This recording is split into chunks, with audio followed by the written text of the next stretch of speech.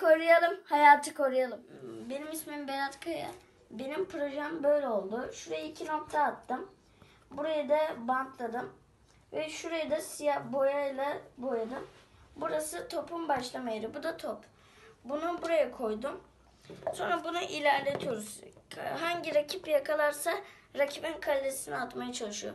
Ben hem dijital oyunlardan uzaklaşmak hem de korumak adına atık malzemelerden bunu yaptım. Oynaması çok zevkli.